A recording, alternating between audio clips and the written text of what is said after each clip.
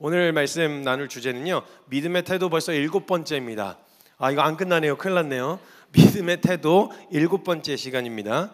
무엇이 정상인가? 라고 하는 주제입니다. 뭐가 정상인가?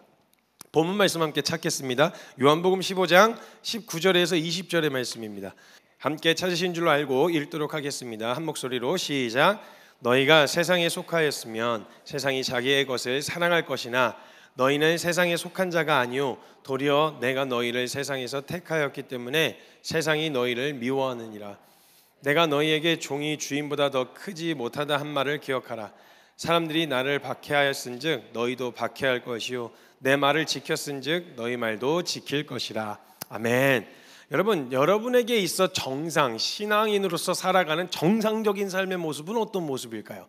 정상의 기준이 나름대로 있기 때문에 너무 과하다, 너무 지나치다, 내지는 너무 극단적이다, 이런 얘기가 나오는 거잖아요.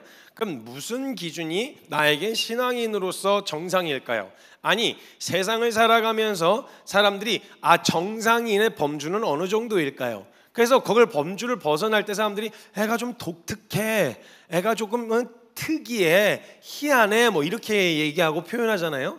그 정상인의 범주에 들어가는 건 어떤 사람들을 말하는 거냐는 거죠. 분명히 기준이라는 게 있단 말입니다. 근데 대부분의 사람들은요, 그 정상의 기준을 보편적 다수의 사람들로서 기준을 삼습니다. 한 영화에서요, 어떤 사람이 이제 발이 소년, 발인지 손인지 모르겠는데 발이 하나씩밖에 없는 나라에 떨어지게 된 거예요. 그러니까 거기는 정상이 뭐냐면 발이 하나인 거죠. 근데 발이 2개인 사람이 그 나라에 떨어졌으니까 이 사람이 비정상이 되어진 거예요. 소인국에 갔더니 평균치가 있었는데 소인국에 갔더니 이 사람이 너무 지나치게 큰 정상 범주를 한참 벗어난 비정상이 되어진 거죠. 그러니까 대부분의 사람들은 정상의 기준을 어디다가 두냐면 보편적 다수의 사람들, 그 사람들을 기준으로 삼는다는 거예요. 근데 여러분, 우리가 역사를 살펴보면요, 분위기상 다수를 따르는 게, 대세를 따르는 게 정상처럼 보일 때가 있단 말이죠. 그래서 그 정상들이 보편적 다수의 사람들이 가는 대로 가지 않고 하는 대로 하지 않으면 왜 그래? 왜 이렇게 튀려고 그래? 그거 너무 지나친 거야. 너 애가 좀 특이하다. 좀 너무 비정상이야. 극단적이야. 등등의 정상의 범주를 벗어났다고 비이성적이고 이상한 사람으로서 취급을 하게 되어진다는 거예요. 그래서 대세를 따르는 게 정상처럼 보일 때가 있는 거죠. 그래서 뭘 맞냐 틀리냐하고는 상관없이 대충 사람들 가는 분위기가 그렇다 그러면 그냥 그리로 가는 게 정상이다, 이렇게 인식하고 사람들이 산단 말이죠. 근데 여러분, 재밌게도 현실에서 절대 다수의 사람들을 따라가는 게 정상인 것 같은데요, 시간이 지나서 역사가 다시 그 시대를 재조명하잖아요. 그럼 그게 비정상이었다는 것이 드러날 때가 되게 많아요. 그래서 사람들은 분별하지 않은 채, 맞고 틀린 것을 제대로 확인하지 않은 채 절대 다수의 불특정 사람들이 다 우르르 가니까 그걸 쫓아가는 게 정상이다, 그리고 그게 정상의 기준으로 삼아버리게 되어지는데, 시간이 지나면 역사가 재조명하는 거예요. 그래서 다시 그 시대를 재조명하면 다수의 분위기나 대세가 정상이 아니었다는 걸 보게 되어질 때가 있는 거죠. 그러니까 그 시대의 분위기와 유행이 기준이 되어서 그게 정상이 되어지고 그 범주를 벗어나면 특별한, 과격한, 극단적인, 평범하지 않은 이런 수식어가 자꾸 붙게 되어지는 거예요. 그래서 정상의 범주를 벗어나면 이상한 게 되는 거죠. 이상한 거. 근데 여러분, 우리는 신앙생활을 하는 사람들이잖아요. 만약 이 정상의 기준을 정확하게 기준을 제대로 잡지 않으면요, 당연한 게 당연한 것이 아니라 특별한 것이 되어질 때가 있는 거예요. 우리가 만약 진짜 은혜를 알고 복음을 제대로 알았다면요, 우리가 주님 앞에 무언가를 하려고 하는 건 절대 특별한 일이 되어져서는 안 돼요. 그건 너무 그 은혜를 경험하고 나서 나와야 할 지극히 정상적이고 지극히 당연한 반응인데, 우리가 만약에 신앙의 기준을 평범, 그리고 가장 정상의 범주 기준을 보편적 다수의 교회를 다니는 사람들, 여기다가 기준을 맞춰 놓으면요, 정상이 아닌데 정상처럼 생각할 때가 있단 말이에요. 그래서 오히려 주님 앞에 더 뛰어들겠다는 사람을 이상히 여기고, 그렇지 않은 사람들이 정상, 이렇게 생각하는 경우가 있어요. 그렇게 되면 어떻게 되냐면 내 신앙 지금 내 수준에 만족하고 안주하게 되어버린단 말이죠. 더 성장하려고 안 해요. 왜냐면 그건 지나친 게 되니까, 그건 특별한 부르심이 되니까, 그걸 벗어나게 되어지니까 안 하려고 한단 말이죠. 우리 하나님의 말씀을 기준으로 사는 사람들이니까 성경의 기준이 정확하게 우리에게 정상의 기준이 되어야 되지 않겠냐는 거예요. 성경에서 말한. 그래서 성경에 나타나는 사람들의 모습이 혹시 우리 눈에 특별하거나 과격하거나 극단적인 삶처럼 비춰지고 있다면 이거 뭔가 지금 굉장히 잘못됐다는 이야기죠. 믿는 사람이 아니라면 모르겠는데 하나님을 믿는다. 그리고 성경을 무오한 하나님의 말씀으로 믿는다. 살아계신 하나님으로 믿는다고 했을 때 성경에서 등장한 인물들 중에서 그 누구도 과격하거나 특별한 사람들은 없었어요. 그 하나님 만났는데 그렇게 뛰어들지 않고 있는 게 이상한 거였죠. 오히려 만약 우리가 그걸 제대로 믿는다면 진짜 이상하게 여겨야 되는 건 다른 게 아니라 그걸 특별하게 보고 있는 나를 이상하게 여겨야 된다는 거예요. 그래서 성경에서 등장한 사람들은 지나치거나 특별하거나 과격하거나 극단적이지 않았다는 겁니다.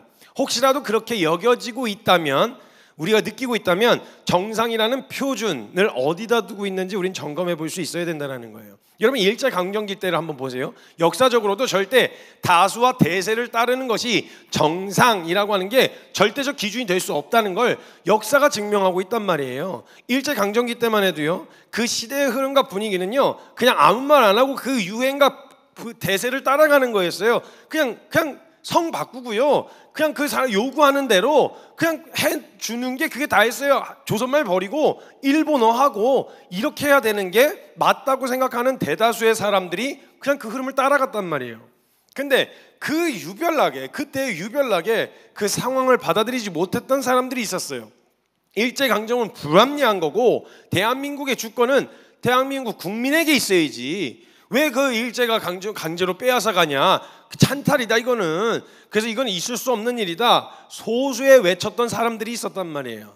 근데 우리는 지금 그들을 이상하거나 과격하거나 극단적이라고 표현하지 않고 우린 그들을 어떻게 부르냐면 독립투사라고 부릅니다. 그러니까 역사가 지나고 시간이 지나가면요, 유행과 대세가 훅 쓸려갈 때 그 현장에선 그걸 따라가는 게 정상인 것 같지만 역사가 다시 재조명하면 그때 그걸 받아들이지 않고 그때는 유별나 보였어. 온 가족이 뜯어 말렸단 말이에요. 사실은 너 그렇게 되면 우리 가족 전체가 다 죽는다고, 그렇게 하면 안 된다고, 그냥 조용히 있어, 가만히 있으라고, 너 하나 뭐 한다고 바뀌겠니, 너 하나. 그래서 그 드라마가 영화에서 되게 명대사가 있었어요. 너 하나 한다고 뭐 대한민국의 독립이 조선의 독립이 이루어지겠어? 근데 독립이 이루어지진 않을 수는 있겠지만 일본 사람들이 알겠죠. 독립을 위해서 싸우는 사람들이 아직 있다고. 그거 하나쯤은 알려줄 수 있지 않겠냐고, 이런 명대사가 있었는데 정확한 대사였는지 기억이 잘 안 나요. 그래서 찾아보지 마세요 그냥. 이런 비스무리한 그런 대사를 쳤다 이 말이에요. 근데 그런 것처럼 그때 당시에 그 사람들은 너무 과격했어요. 특별한 삶이었어요. 그리고 너무 급진적이었단 말이죠. 이 사람들이 이상한 사람들이었어요. 왜 조용히 못하고, 왜 같이 따라가지 못하고, 왜 자꾸 이렇게 반기를 들고 그러는가 했었지만 시대가 다시 재해석하고 나니까 그들이 독립투사가 되었단 말이죠. 근데 그때는 당시에는 유별난 사람들이었어요. 피곤하게 사는 사람들, 불안한 거예요. 너무 무모하고 극단적인 사람들이었어요. 수많은 사람들이 앞장서서 나라 팔아먹을 때 나중에 역사의 판이 뒤집히고 했던 변명이 있어요. 이것도 영화 대사였어요. 영화 대사. 조선이 독립할 줄 몰랐죠. 그때는 그게 일정 강점이 계속 될 거라고 생각했죠. 일본 식민지가 될 거라고 생각했죠. 우리는 조선이 독립할 줄 어떻게 알았겠어요. 그러니까 독립할 줄 몰랐다는 거죠. 그래서 절대 다수의 사람들이 그 현실에 안주해서 그냥 그렇게 받아들여 사는 게 정상이라고 생각했고, 거기에 굴복하지 못하는 사람들이 비정상이라고 생각했단 말이죠. 이상한 사람들, 특별한 사람들. 여러분 세계 2차 대전 때만 해도요, 유대인 학살할 때 거기 독일인들의 국민의 거의 대다수가 전부 다 죽이는 게 마땅하다고 그렇게 생각해요. 사람으로 취급하지 말고 죽여야 될 짐승으로 보자고, 이런 분위기가 대세였어요. 그 분위기를 따르지 않는 게 오히려 이상했죠. 그래서 온 나라가 미쳐서 동의했었어요. 노예제도도 마찬가지잖아요. 이상히 여기지 않았어요. 어떻게 지금에야 어떻게 사람을 노예로 삼고 그게 가능합니까? 막 이렇게 했었는데 그때는 당연한 거였어요. 그래서 흑인 노예제도가 폐지되기까지 얼마나 많은 과정이 있었나 몰라요. 그래서 그 사람들이 아니 노예로 어떻게 흑인이 여기에 들어올 수 있어? 흑인이 어떻게 같이 밥 먹어? 이게 비상식적이었던 거였어요. 옛날에 그 미국에서는요. 그러다 보니까 그게 정상이라고 생각했단 말이에요. 근데 지금은 그런 마인드를 갖고 있는 사람이 비정상이잖아요. 그러니까 시대와 유행과 풍습, 대세 이런 건 다 바뀐다니까요. 평범과 그리고 정상이라고 하는 그 정상의 범주를 유행과 대세에다가 두면 안 된다, 이 말씀을 드리고 있는 거예요. 여성 인권만 해도 마찬가지예요. 예전에 여기 수십 년 전만 해도 어디 감히 여자가 집에서 밥이나 해, 요즘에 이런 얘기하면 매장당해요. 이런 얘기 잘못하면 진짜 매장당한단 말이에요. 어디 교회에서 여자가 뭐 이런 얘기 나오면요 살벌해. 벌써 눈빛 봐. 제가 지금 할 얘기가 아니고 그런 얘기가 옛날에 있었다 이 얘기인데 지금 또 표정 푸세요. 지금 살벌해요. 굉장히 살벌해요. 이것도 영상 누가 또 잘라서 쓰지 않기를 바래요. 나 진짜 요즘 무서워. 그러니까 여기 진짜 솔직하게 제가 말씀드릴까요? 진짜 솔직하게 말씀드리면 요즘 남자 사역자들, 형제 사역자들이 사역하기 제일 힘든 시대예요, 진짜로.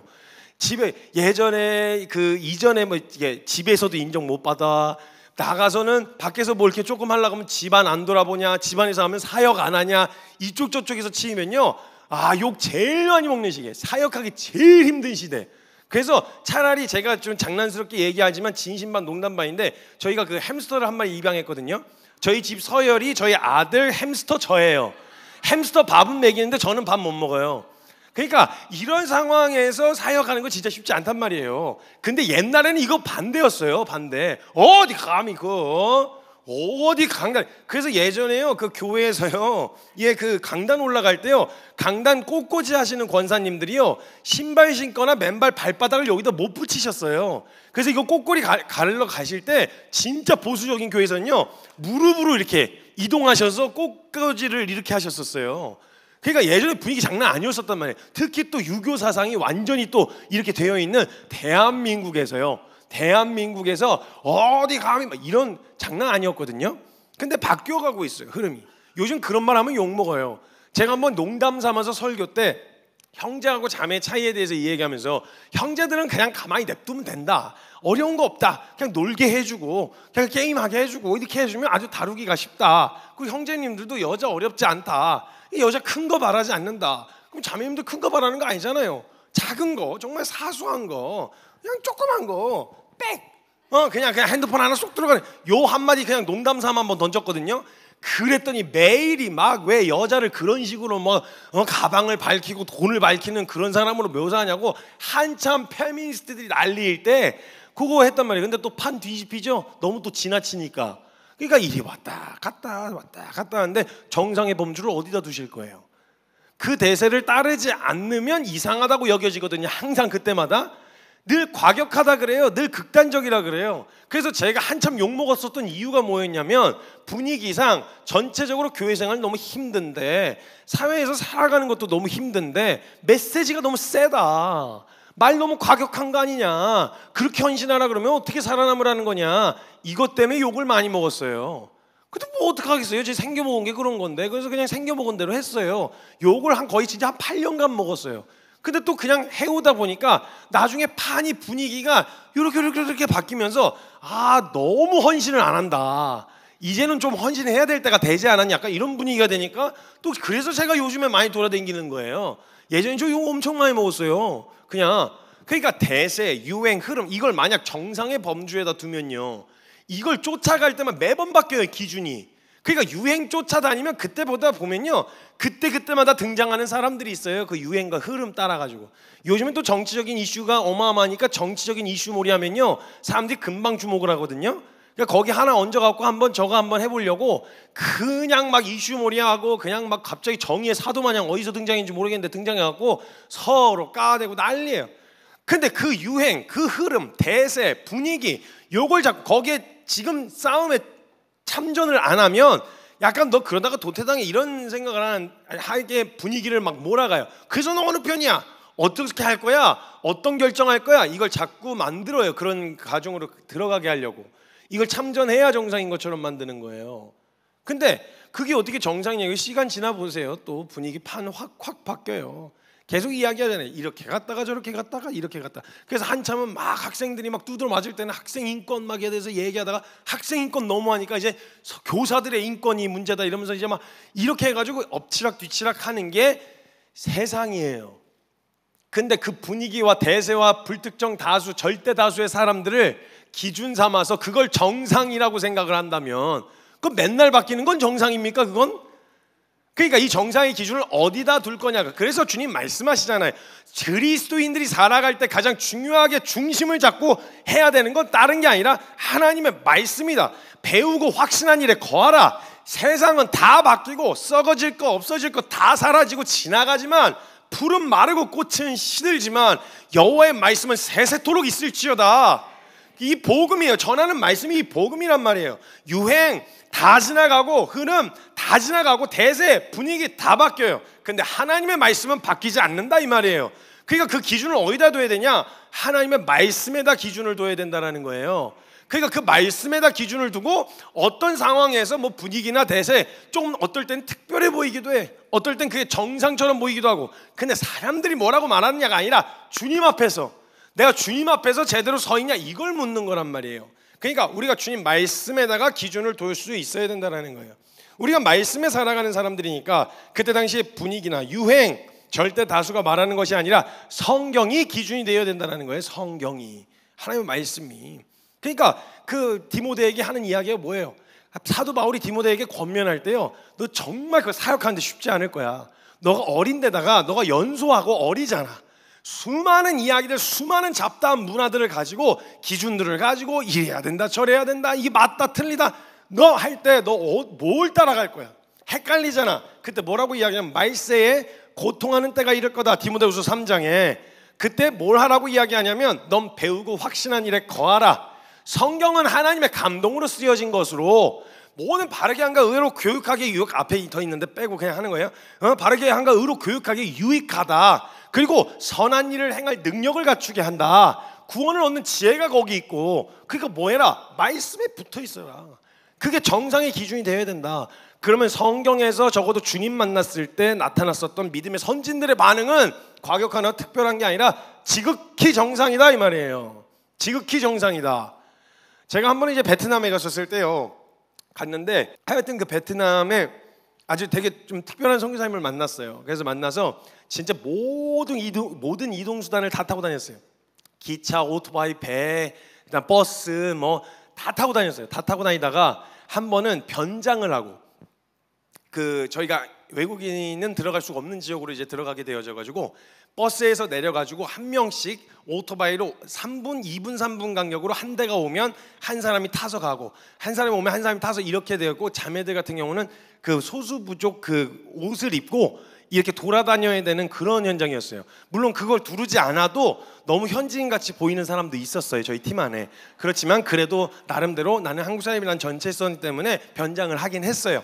그래서 변장을 하고 이제 우리가 이제 들어갔는데 저희가 한국에서 손님들이 왔다는 이야기를 듣고 오토바이로 산을 한 7, 80km를 해가지고 진짜 열 몇 시간 걸리거든요. 그렇게 산길을 그렇게 천천히 오면요, 수십 킬로를. 그냥 와가지고 저희를 만나러 온 거예요. 그래서 만나서 그 목사님들을 만났는데 너무 좋아하시면서 이제 교제를 나눴어요. 중간에서 통역해 주시는 목사님이 있었고, 근데 이분들의 그 전적을 들려주시는데 이분들은 일단 끌려가서 고문을 한 번씩 다 받아보신 분들이었어요. 맞고 끌려가서 고문을 당하시는 분들. 그리고 이분들은 일단 가족들로부터 배척을 받으신 분들이었어요. 왜냐하면 거기에 이제 자기가 종교라는 종교의 자유가 있다고 말을 하는데 간 불이익이 있어요. 그래서 크리스천이라고 기독교인인 걸 밝히면 적어도 그 가족 일가 친척은 당원, 즉 우리나라 정서로는 공무원이 못 돼요. 공산당원이 될 수가 없어요. 가족 중에 기독교인이 있으면. 그러니까 예수 믿으려면 가족 운명을 걸어놓고 믿어야 되는 거예요. 그게 온 가족이 뜯어 말리겠죠. 그래가지고 막 가족들한테 배척당하고 막 욕먹고 두드러 맞고, 다른 사람들은 아니고 가족들한테 끌려가서 두드러 맞아요 보통. 그리고 끌려가서 실제로 고문도 당해보신 분들이었어요. 그러면서 이야기를 나누는데 이분들이 막 뭔가 이렇게 뭐랄까 뭐 이렇게 정서적으로 이렇게 뭔가 어둡지가 않고요, 너무 밝으신 거예요. 그래서 교제를 나누다가 저희 간사 하나가 물어봤어요. 질문을 했어요. 목사님, 어떻게 그 핍박과 고난 중에서도 믿음을 지키실 수가 있었습니까? 이렇게 물었거든요. 그때 이 통역을 해가지고 옆에서 듣더니 목사님들 두 분이 이렇게 서로 얼굴 맞추다가 피식 하고 웃는 거예요. 그때 뭐라고 통역하시는 목사님한테, 그 성교사님한테 뭐라 얘기해서 저희한테 들려주셨는데 저희한테 이렇게 얘기하시는 거예요. 아니, 그게 왜 이상한 겁니까? 그게 왜 특별한 건가요? 성경에 분명히 나와 있지 않습니까? 예수 믿으면 나를 미워한 것처럼 너희를 미워할 거라고. 나를 핍박하고 박해한 것처럼 너희를 박해할 거라고 분명히 성경이 적혀 있는데 그게 왜 특별한 일이죠? 제가 여기에 뒤통수를 하는데 딱 후려 맞았어요. 와, 저게 진짜다. 이런 생각이 드는 거예요. 저희가 그때 저도 막 그 슬로건을 계속 걸고 있어요. 말씀하시면 한다. 막 그 될 때까지 한다. 우린 말씀에 순종하는 것이 사역입니다. 막 이런 소리 떠들고 다녔었거든요. 근데 진짜를 딱 만나니까 완전 제가 거짓말하는 놈인 것 같은 거예요. 난 가짜다. 저 사람들이 진짜다. 이런 생각이 딱 찾아 들어오는 거예요. 그래가지고 제가 그 이후에 아울리치 내내 완전 죽을 쓰고 다녔어요. 그래갖고 나는 가짜야. 난 가짜야. 난 진짜 가짜야. 이러면서 제가 이러고 돌아다녔어요. 그러니까 제가 팀장이었는데 그때 팀장을 맡고 있었는데 그거 걷는데 아무 말 안 하고 막 계속 이러고 있으니까 분위기가 이상해지잖아요. 그러니까 거기 선교사님이 지나가시다가 저를 이렇게 툭툭 불러서 가면서 얘기하는데 저한테 이렇게 얘기하시는 거예요. 성교 형제, 가장 좋은 리더가 어떤 리더인 줄 아세요? 이렇게 묻는 거예요. 선교사님이. 그래서 제가 대답을 안 했죠. 기분도 별로 안 좋고 이게 뭐 이렇게 마음이 완전히 낙심이 됐었어요 그때. 저게 진짜고 난 가짜지 막 이런 생각이 들어서. 내 좋은 리더가 어떤 리더인 줄 알아? 그러시더라고요. 그래서 그냥 아무 말 안 하고 가만히 있었는데 하나님이 그 공동체의 리더가 되게 하시는 리더가 가장 좋은 리더야 이러시더라고요. 아는 소리를 너무 또 갑자기 장황하게 질문하시니까 대답 안 하고 그냥 또 가만히 이렇게 있었어요. 근데 같이 걷다가 선교사님이 저에게 저를 딱 잡으면서 한마디 해주셨던 게 뭐였냐면, 정교 형제, 하나님이 그 공동체의 리더가 되게 하시는 그 리더가 갖는 첫 번째 덕목이 뭔 줄 알아? 나는 리더로서 자격이 없다. 이거가 그 하나님이 공동체의 리더가 되게 하시는 리더에게 갖고 있는 가장 먼저 갖는 덕목이다. 이렇게 얘기하는데 그때 막 혼자 막 오열을 했던 기억이 있어요. 저는 아직도 잊혀지지 않아요. 그 목사님 너무 당연했어요. 그분들에게는 비판하는 게 왜요? 아니 아프지 않다는 말이 아니고 힘들지 않다는 말이 아니었어요. 되게 고단해하시고 힘드시죠. 그리고 그게 아프죠 당연히. 근데 그분들에게는 예수 믿었는데 핍박하는 게 왜요? 끌려가서 잡혀가서 그거 하는 게 왜요? 가족들의 운명을 걸어놓고 믿는 거 왜요? 아니 내가 진짜 그게 복음이고 그게 진짜 사실이었으면, 아니 그걸 내 가족들이 모르면 막 그 모르는 것 때문에 환장해. 내가 거기 왜 눈치를 봐요? 여러분 이게 좀 과격해 보이지 않습니까? 이게 이상해 보이잖아요. 너무 지나친 것처럼 보이잖아요. 점검하셔야 된다는 거예요. 이게 성경에선 당연한 거라고 이야기했었거든요. 근데 그걸 당연하게 받아들이는 사람이 이상해지고, 오히려 그걸 당연하게 여기지 않는 사람들이 그게 정상인 것처럼 생각하게 되어지면 뭐가 맞느냐는 거죠. 그래서 우리 모두가 전부 다 이게 충격에 빠지게 되어진 거예요. 저도 그 이야기를 듣고 내가 당연한 걸 당연한 것으로 여기지 않고 있었구나, 이런 생각이 찾아 들어오는 거예요. 여러분 한번 물어봅시다. 정상이 뭐가 정상인지 한번 보세요. 첫 번째, 그 길 가다가 덤프트럭에 치였습니다. 여기서 정상적인 결과가 뭐예요? 자, 첫 번째, 산산조각이 나서 오장육부가 다 튀어나와서 죽는다. 첫 번째. 두 번째, 덤프트럭하고 그냥 빵 하고 부딪혔는데 아무 일도 없었다. 멀쩡하게 걸어 나왔다. 여러분 여기서 정상은 뭡니까? 덤프트럭하고 부딪히면 완전히 깨지는 게 정상 아닙니까? 그 여러분 진짜 뭐가 정상이에요? 만약에 하나님이 주신 은혜의 복음, 수천 년의 역사 가운데 하나님이 준비하셨고 창세 전부터 준비하셨고 그 모든 하나님의 능력과 지혜와 모든 것들 다 쏟아 부으신 게 하나님의 은혜와 복음인데, 이 복음을 제대로 받았고 제대로 들었고 믿었다라고 했을 때에, 말했을 때 진짜 정상적인 반응은 뒤집어지는 게 정상 아닙니까? 뒤집어지는 게 정상이에요. 그 복음을 꽉꽉 듣고 나서 아무 일도 없었다. 이게 기적이에요 여러분. 이게 그러니까 주님한테 무슨 기적 보여달라고 안 하셔도 된다니까요. 우리가 기적 속에 살고 있어요. 매주 떨어지는 말씀을 듣고 아무 일도 없었다. 그거 하못하면 변할 뻔했다. 와 큰일 날 뻔했네 진짜. 야 오늘 조금 쎄했어. 오늘 하못하면 변할 뻔했어. 나 결단 낼 뻔했잖아. 나 하못하면 찬양하다 손 들 뻔했다니까. 그러니까 그거 듣고 그 어마어마한 찬양의 고백들, 그 어마어마한 하나님의 말씀들이 쏟아지는 그 한복판에서 그리고 나서 아무 일도 없었다. 이게 비정상이다 이 말이에요 원래는. 근데 절대 다수가 만약 그렇지 않다고 해서 여기서 만약에요 진짜 다 가만히 앉아 있는데 이렇게 자리에서 일어나는 것만 해도 어색하거든요. 용기가 필요한 게 맞습니다. 근데 그걸 정상이라 할 수는 없는 거죠. 절대 다수가 그러고 있다고 해서 그걸 정상이라 말할 수는 없다는 거예요. 정말 이상한 건 트럭에 치이고도 아무렇지 않은 게 이상한 거잖아요. 우리가 믿는 복음의 내용이 뭐예요? 천지개벽보다 어려운 게 죄인이 의인되게 하시는 역사이고, 고아가 자녀가 되게 하시는 역사 아니에요? 근데 이걸 안 믿는다면 모르겠는데 믿는다면 뒤집어지는 건 이상한 게 아니라 특별한 게 아니라 지극히 정상이다 이 말이에요. 여러분 이거 아멘을 하셔야 됩니다. 이게 정상의 기준이 되는 교회가 되어야 우리가 성장하고 방향을 잡고 교정을 하고 말씀 앞에 순종하고자 하는 시도라도 할 거 아니겠습니까? 이상하지? 왜 안 바뀌지? 왜 난 이 승질머리가 안 바뀌지? 왜 난 저 사람이 사랑하는 게 안 되지? 그게 너무 지나치고 진짜 너무 누가 들어도 화가 날 만한 짓을 했어. 그럼 대다수의 사람들은 야 그걸 어떻게 용서하냐? 말이 돼? 야 이거 용서하라 그러면 주님도 너무 과하신 거지. 이걸 어떻게 용서해? 이게 지극히 사람들의 평범한 반응이라면, 일반적인 반응이라면 그걸 정상이라고 여길 거냐는 거예요. 사람들이 그렇게 말한다고 해서. 성경은 뭐라 해요? 원수를 사랑하라. 네, 지금 당장 안 돼요. 정서적으로 용납이 안 되고 있어요. 그럼 그냥 넘어갈까요? 아니잖아요. 왜 안 되지? 이상히 여겨야죠. 왜 더 하려고 안 하지? 왜 저 사람을 품는데 왜 난 품어지지가 않지? 생각해봐. 난 더 큰 사랑 받았잖아. 난 더 큰 용납을 받았잖아. 근데 왜 안 되는 거야? 이게 이상해질 수 있는 공동체가 돼야 된단 말이에요. 그게 가장 건강한 교회라고요. 이게 가만히 있는 내가 지금 그대로 내버려둔 내 정서, 내 반응이 정상이라 여기고 저 사람이 잘못된 거야, 이게 문제야가 아니라 그것 자체를 용납해내지 못하는, 정말 불합리할 만큼 정말 불의한 나를 용납해 놓으신 하나님의 그 은혜를 받아놓고 나는 그게 왜 안 되지? 이걸 이상히 여겨야 되지 않겠냐는 거예요. 정상은 그게 정상이고 원수를 사랑하는 게 정상이고 원수를 사랑하지 않는 게 이상한 거다 이 말이에요. 그러나 오늘 당장 되었냐 안 되었냐를 판단 정지하는 게 아니라 그게 기준이 되어야, 그게 정상이 되어야 우리가 비정상적인 기이한 하나님의 말씀을 듣고도 머물러 있는 이 기이한 행태로부터 벗어날 시도라도 하지 않겠냐 이 말이에요. 정상의 기준을 어디다 둘 거냐는 거예요. 뭐가 이상한 거냐는 거예요. 하나님 앞에 헌신하는 게 이상한 겁니까? 뛰어드는 게 헌신한 거예요? 그게 어떻게 과격한 거예요? 그럼 거꾸로 말해봅시다. 그럼 주님이 우리한테 하신 일은요? 그거 너무 극단적인 거 아닙니까? 너무 과격한 거잖아요. 지나친 일 아니에요? 그 이야기할 때는 당연한 것처럼 이야기를 하다가 우리가 주님 앞에서 그렇게 하자고 할 때만 반응하는 거, 이게 이상한 거다 이 말이에요. 그래서 저도 이 말씀을 전하고 돌아다니면서 워낙 사람들을 많이 만나게 되어지고, 또 보시면 아시겠지만 제가 그냥 저도 읽었으면 좋겠어요. 그냥 이렇게 설교를 할 때 그냥 이렇게 읽으면 서로 얼굴 이렇게 마주 안 보고 할 수 있단 말이에요. 근데 이제 말씀이 쏟아지면 이게 막 후벼 파거든요. 표정에서 바로바로 나오거든요. 바로바로 면전에 대고 한숨 쉬는 사람도 있어요.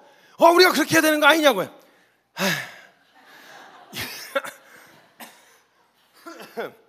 저도 사람인지라 그런 반응들이 즉각적으로 나타나잖아요.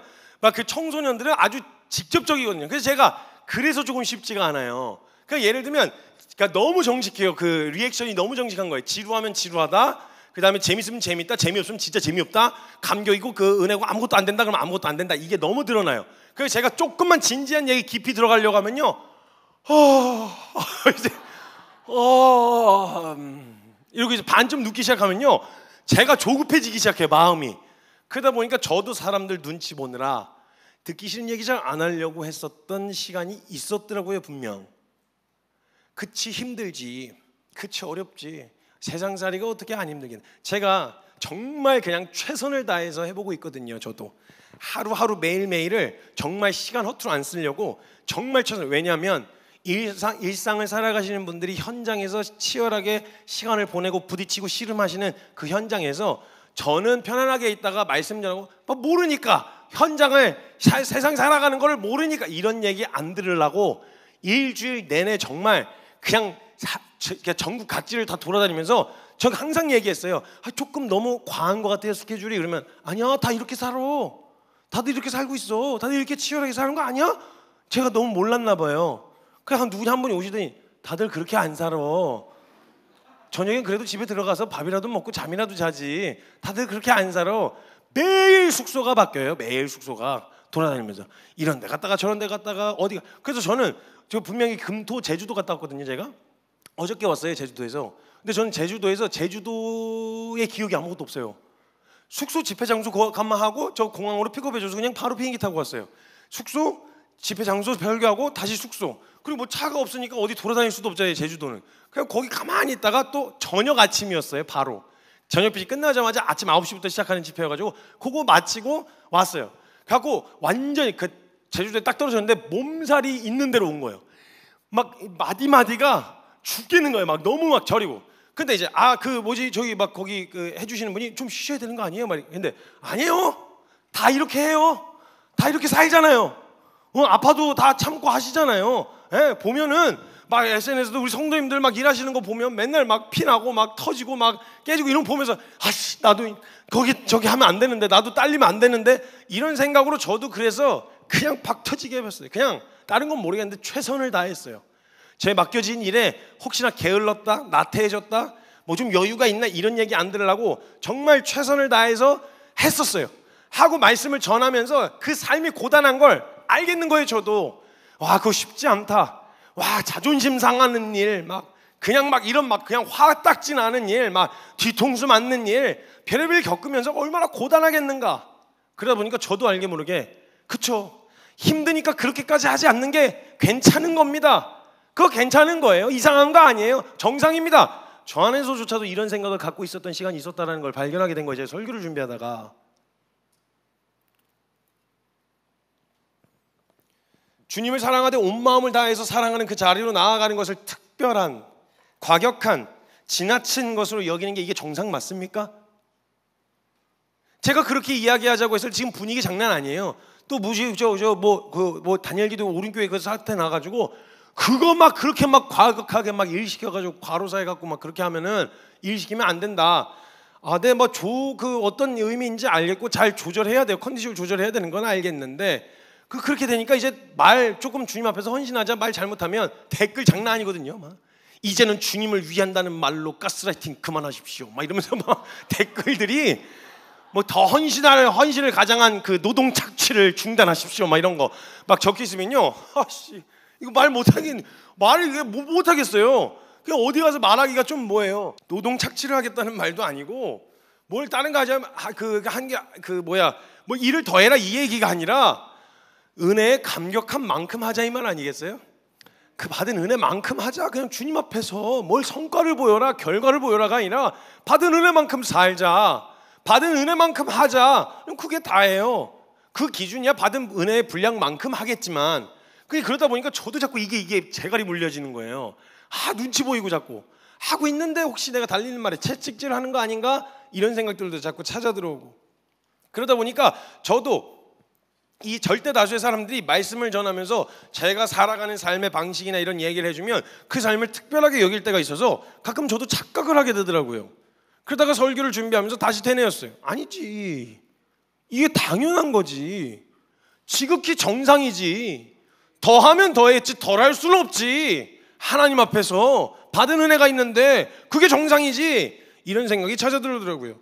분위기에 휩쓸려서 설교를 통해서 위로와 격려를 전할 때가 있죠. 필요해요. 필요한데 그 잘못됐다는 게 아니라 그 과정에서 제가 내 신앙이 머물러 있고 더 잘하지 않는 걸 이상히 여기지 않는, 교회니까 다 많은 사람들이 와 있으니까 신앙의 수준이 다양한 사람들이 여기 모여 앉아 있으니까 너무 과격하고 너무 지나친 이야기 하지 말자. 당연한 건 맞고 정상인 건 맞지만 너무 부담스럽게 막 주님 앞에 들어야 한다는 둥 뭐 하면서 그런 얘기하는 건 너무 부담스러울 거야. 뭐 이런 생각을 하고 있는 제 자신을 발견한 거예요. 아니에요. 여러분, 우리는 믿음 안에서 복음을 듣고 말씀을 듣는데 우리의 신앙이 자라지 않고 있다면 자라지 않는 우리의 믿음을 이상히 여기셔야 돼요. 왜 더 사랑할 수 없는가를 고민하셔야 돼요. 왜 더 품어낼 수 없는가를 고민하셔야 돼요. 왜 더 기도하지 않는가를 고민하셔야 돼요. 왜 주님 앞에 더 뛰어들 수 없는가를 고민하시고 그걸 이상히 여기셔야 된다는 거예요. 제가 설교를 원래 거의 준비해 놨었던 거였는데 하필 저희 형님 선교사님 오늘 오셔가지고 여기 오셔가지고 그 예화가 나오는데 하필 오셨네요 오늘. 그래서 이번 성경국 대회에 제가 이 말씀을 정리하게 된 이유가 그 말씀을 듣다가 했어요. 저희 형님 선교사님이 주강사 마지막 날 주강사로 하셔서 제가 말씀을 들으러 갔다가 그때 등단하셔서 나누어 주신 이야기가 제 마음을 쿵 쳐서 제가 이 설교를 정리하게 되어진 거였어요. 이번 성경에서 이렇게 이야기를 하시는 거예요. 사실 이거 성경국 이거 대회 이거 분위기 굉장히 잘못됐습니다. 이거 그래가지고 사람들 어르고 달래가지고 뭐 선교사로 헌신하십시오. 정말 헌신하지 않으시겠습니까? 여러분, 선교사는 영광스러운 길입니다. 이 같이 갑시다. 이런 분위기, 이거 잘못된 분위기입니다. 이러는 거예요, 뜬금없이. 그래서 무슨 얘기를 하려고 그러나 그래서 봤는데 오히려 반대가 되어야 한다고 얘기하시는 거예요. 반대가 되어야 되는 게 맞지 않습니까? 나도 복음을 들었는데 지금 우리가 동원해갖고 선교사로 갑시다, 우리 헌신합시다, 이렇게 할 일이 아니라 여러분들이 나도 끼워달라, 나도 끼워달라, 나도 은혜 받았고 나도 복음 들었는데 왜 나만 빼놓고 선교 역사에 가 진행되어지냐, 나도 어디든 껴달라, 넣어달라, 이렇게 데모를 하는 분위기가 되어야 정상 아닙니까? 이 얘기를 하시더라고요. 제가 그때 쿵 하고 맞았어요. 그치, 끼워달라. 내가 아니 여러분 생각을 해보세요. 어떤 사람이 여러분 친한 친구가 있는데 부담스러워할까봐 자기네들끼리만 좋은데 먹으러 가고 좋은데 갔어요. 그럼 서운해요, 안 서운해요?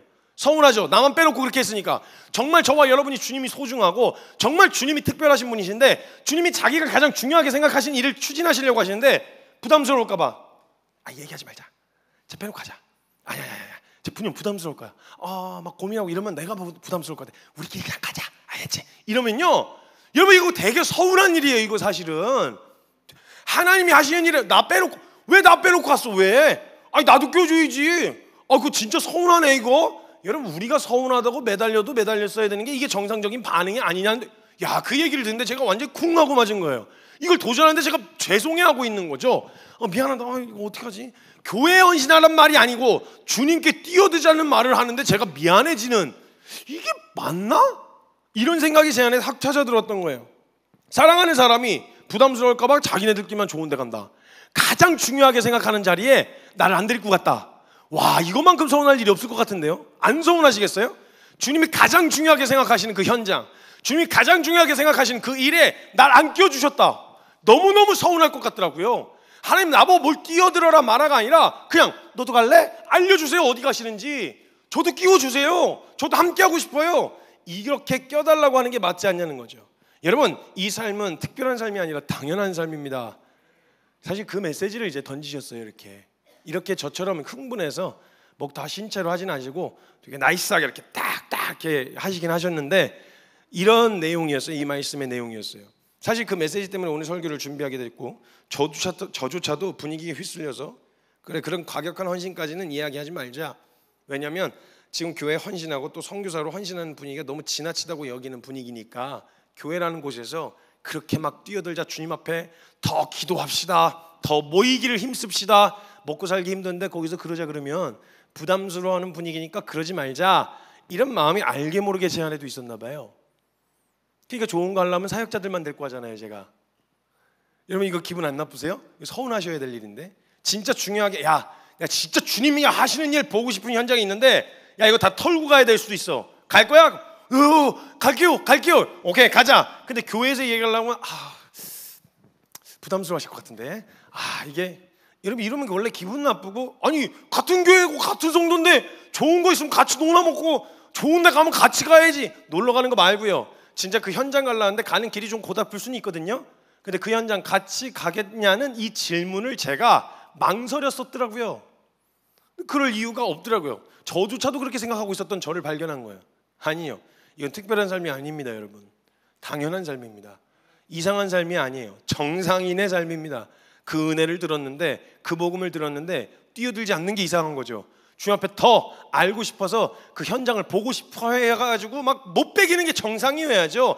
그러지 않는 나의 신앙을 이상히 여겨야 된다는 거예요. 제가 늘 사역자들에게 하는 말이 있었어요. 나는 분명히 너희들의 헌신과 너희들의 섬김과 너희들의 그 뛰어든 주님 앞에서의 헌신을 고맙게 생각한다. 그리고 너무 기쁘다. 이건 주님도 그렇게 생각하실 거다. 뛰어들어줘서 고마워, 함께 해줘서 고마워. 그래서 버텨주는 것만으로 나한테는 참 기쁨이고 고맙다. 주님도 그러실 거다. 근데 스스로는 그렇게 생각하지 말아라. 스스로는 당연하다고 여겨라.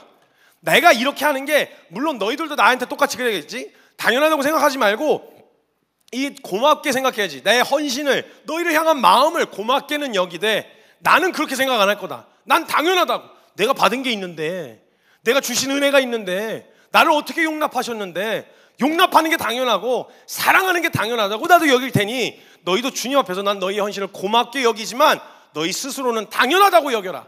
여러분 서로의 헌신은 고마워합시다. 여러분 정말 당신이 있어서 이 교회가 함께 부유해집니다. 섬겨주셔서 감사해요. 주차를 하고 있든 거기서 안내를 하고 모임에 리딩을 하고 있고 함께 기도를 하고 있는 모든 식사를 섬기고 이 모든 공동체에서 일어나는 섬김과 헌신을 서로 고마워해 줘야 돼요. 그건 당연한 거 아니에요, 받을 때는. 근데 스스로는 기꺼워하셔야 돼요. 당연한 거예요. 내가 받은 사랑이 있는데 뭐가 아쉽습니까? 뭐가 아까울까요? 주님 앞에 뛰어들고 헌신하여 섬기고 사랑하는 이 삶은 특별한 삶이 아니라 당연한 삶입니다. 그래서 저는 오늘 고백할 거예요. 주님, 제가 사는 삶은 특별한 삶이 아닙니다. 당연한 삶입니다. 더하면 더했지 덜할 수는 없습니다. 주님 따라가는 이 일은 기꺼운 일입니다. 특별한 게 아닙니다. 지극히 정상입니다. 여러분, 이 정상이 비정상처럼 여겨지는 걸 이상히 여기셔야 돼요. 나의 믿음이 성경의 기준으로 맞춰지지 않은 것을 이상히 여기셔야 돼요. 그건 정상이 아닙니다. 나의 믿음이 자라지 않는 것을 이상히 여기셔야 돼요. 이것도 정상이 아닙니다. 정상의 기준을 성경으로 맞추는 우리 키퍼스처치 성도님들이 되셨으면 좋겠습니다.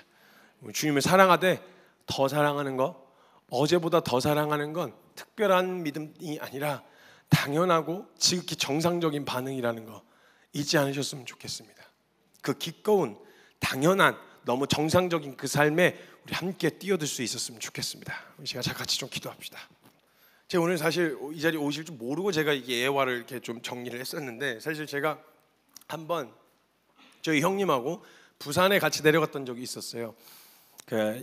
각자 다른 교회를 섬기려고 이제 내려갔었던 적이 있었는데, 그래서 기차를 같이 타고 가자 그래서 기차를 같이 타고 부산역에 도착해서 각자 맡은 교회를 섬기려고 그렇게 흩어졌어요. 그래서 섬겼는데 제가 그날 유독 힘든 날이었어요. 유독 힘든 날이었는데 그 워낙 전통적이고 워낙 보수적인 교회여가지고 제가 일단 목사 안수를 받지 않았다는 걸 알자마자 위 강단에서 내려오게 시키시더라고요. 그래서 제가 중간 강단에서 이제 그 설교를 하게 됐어요. 뭐 그건 전혀 상관이 없었어요. 문제는 전혀 없었는데, 이제 2부 예배, 오전에 예배를 드리고 2부 예배까지 섬기는 시간이었는데 2부 예배 때 말씀을 힘들게 막 이제 해가지고 진을 쏟고 다 전하고 내려왔는데, 그때는 되게 심했거든요. 되게 많았어요, 그런 일들이. 그래갖고 이제 제가 나이가 어리기도 하고 선교사라는 직책을 뭐 어디서 공식적으로 딴 거냐 이거부터 시작해서 호구 조사를 보통 받습니다. 나이가 어리니까. 또 지금보다 조금 더 얼굴이 영했을 때거든요. 그럼 이제 당회장실로 끌려가요. 끌려가면 그때부터 당회실로 끌려가서 장로님들, 큰 집회 같은 경우는 장로님들, 담임 목사님 앉아서 여기서 듣도 보도 못한 애인데 말을 거침없이 하니까 기분도 나쁘기도 하고, 근데 뭐 따로 내용 갖고 막 할 말은 없고 막 이렇게 하니까 호구조사로 들어가서 신학교 어디 나왔냐부터 시작해서 이제 막 호구조사. 제가 웬만하면 그래도 다 응합니다. 제가 아직 안 했고요. 주님 시키시면 언제든지 제가 하려고 합니다. 예, 그래서 잘 공부하고 있습니다. 열심히 공부는 하고 있습니다. 이러면서 이제 잘 능글능글하게 잘 넘기는데, 그날은 이렇게 되게 집착을 하시더라고요. 뭐가 기분이 굉장히 불쾌하시고 나쁘셨었나 봐요. 이것저것 설교 하나하나 다 이렇게 해가지고 설교 비판을 하기 시작하시는 거예요. 설교를 끝내고 내려왔는데 앉아가지고 장로님들 하고 앉아갖고 무슨 청문회 하듯이 설교가 뭐 이런 내용이 있고 뭐 저런 내용이 있고 막 설교 자체 알맹이가 없고 뭐 시학적으로 뭐 해서 너 신학교 안 가서 그런 거야. 그러니까 시작을 했어야지. 그러다가 거기까지는 오케이였는데 가족을 건드렸어요. 거기까지 건들면 제가 그때는 이제 지금도 그렇지만 이게 잘 안 됐었거든요. 가족 건들면. 그러니까 뭐 그러다가 너네 아빠도 뭐 이단 시비 걸리고 뭐 그런 거 아니냐 뭐 이런 식으로 나온 거죠. 여기서 제가 핑 돌아가고 제 표정을 이제 읽은 거죠. 거기 주변에 있는 사람들도. 그래서 제가 기차 시간이 돼서 더는 들을 이야기가 없는 것 같고 제가 기차 시간이 돼서 가야 될 것 같습니다 하고 자리에서 일어나서 안녕히 계십시오 하고 나왔어요. 나오는데 욕을 하나 뱉고 나올까 막 별의별 생각들이 막 다 오고 가는 거예요. 너무 화딱지가 나가지고 막 씩씩거리면서 저를 불러주신 분이 안절부절해가지고 저를 초청하신 분이 저를 기차역까지 픽업해 주는데 안절부절한 거죠. 그냥 정말 뭐 그분이 막 죄송합니다 정말 이런 일 너무 죄송합니다 이랬는데 뭐 신경도 안 쓰였어요. 원래 괜찮습니다 보통 이러는데 너무 화가 나가지고 이건 아니요 괜찮습니다. 네, 뭐 다시 두 번 올 일 없으니까 괜찮을 것 같습니다. 이러면서 이제 제가 막 궁시렁 거리고 있었어요. 그 부산역에 도착을 했죠. 이제 형님 만나기로 해가지고 부산역에서 형님을 만났어요. 만나가지고 뭐 먹을래 그러길래 뭐 먹자 그래가지고 그 만두집이 있어가지고 만두집으로 들어갔어요. 그래서 제가 만두 좋아하니까 만두를 막 아구아구 먹으면서 이야기를 하는데 제가 이 화가 덜 풀린 거예요. 그래서 제가 어땠어라고 묻는데 제가 난 진짜 별 거지 같은 진짜 일을 다 당했다 이러면서 막 이제 있는 마음에 있는 막 그 얘기를 막 다 쏟아냈어요. 막 너무 어려워가지고 이거 뭐 개념이 있어야지 서로가 뭐 이렇게 무례해 이게 교회가 뭘 해먹어 이게 막 정리가 안 되는 거예요. 근데 이제 제가 한참 기분이 안 좋으니까 듣고 있다가 그랬구나. 아이고 속상했겠네. 아이고 그러면 안 되지. 속상했겠다 이렇게 하다가 기차를 타고 올라오는데 계속 궁시렁대니까 형님이 조금 안 되겠나 싶으셨나 봐요. 그래서 저한테 성규야 하나만 이야기할게. 하나만. 기분 나쁜 건 알겠는데 속상한 것도 알겠는데 하나만 이야기하자. 성규야, 오늘 우리가 너하고 내가 각 교회 가가지고 전한 게 하나님의 말씀이고 예수님 외치셨던 복음이었으면 우리가 정말 이상하게 여겨야 되는 건 그 복음 전하고 욕먹는 게 아니라 그 복음 전하고 예수님도 받지 않으셨던 대접을 받는 게 원래 더 이상한 거 아니니?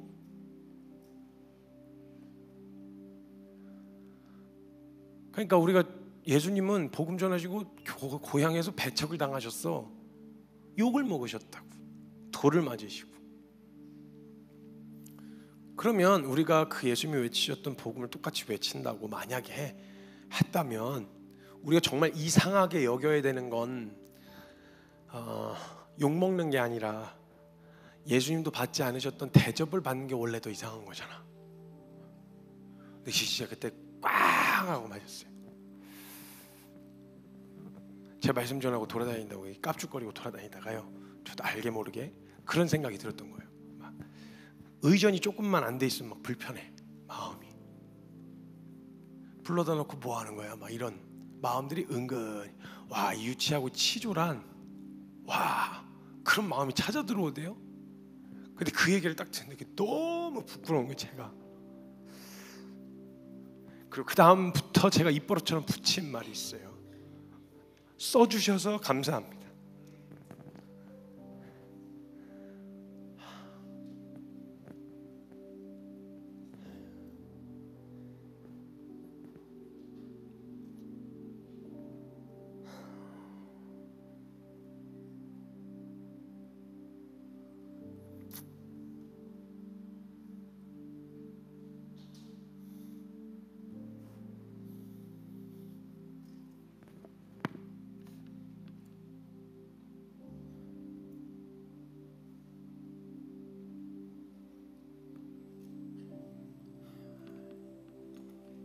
하나님, 나 같은 죄인 놈 하나님 참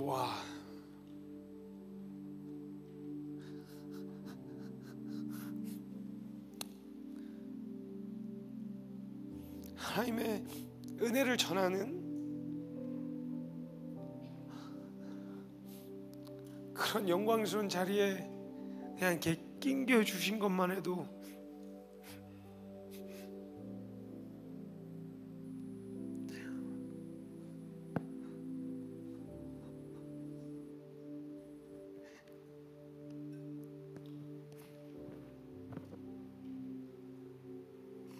하나님 영광입니다. 내가 뭘 주님 앞에 희생하고 뭘 헌신하고 참 이런 어줍지 않은 소리를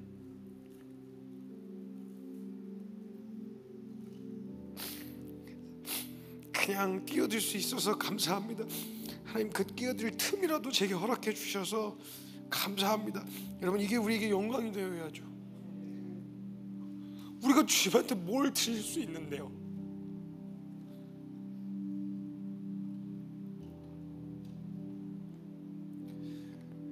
모든 걸 허락하시게 하나님의 은혜인 거예요. 그러니까 사도 바울도 내가 나의 나 된 것은 오직 하나님의 은혜로 된 것이니 내게 주신 그 은혜가 헛되지 아니하여 내가 다른 사도들보다 더 많이 수고하였으나 그 내가 한 게 아니오 나를 붙드신 하나님의 은혜로다. 여러분, 이게 은혜가 되어야 됩니다. 여러분, 우리가 주님 앞에 더 사랑하자고 하는 거 여러분 이상한 거 아닙니다. 과격한 것도 아니고요, 지극히 정상입니다. 주님 앞에 더 뛰어듭시다. 모이기를 힘씁시다. 우리 더 기도합시다. 더 주님 사랑을 표현할 수 있는 우리 방법들을 더 찾아봅시다 라고 이야기하는 건 과한 요구가 아니라 우리 주님 앞에서 보일 너무나도 지극히 정상인 지극히 당연한 여러분 삶이라는 거예요. 이 일을 뛰어들어서 섬기고 있는 모든 사역자들에게도 이 일이 우리가 주님 앞에 뛰어든 건 뛰어들도록 허락해 주신 하나님의 은혜 때문에 우리가 이 자리에 서 있는 거지, 내가 주님께 뭘 드렸고 헌신했고 내가 하나님을 위해서 이런 일을 하고 있고가 아니라 우리를 이 자리에 껴주신 것 자체가 우리에게 영광이 될 수 있어야 합니다. 우리가 같이 기도할 때 하나님 저 껴주십시오.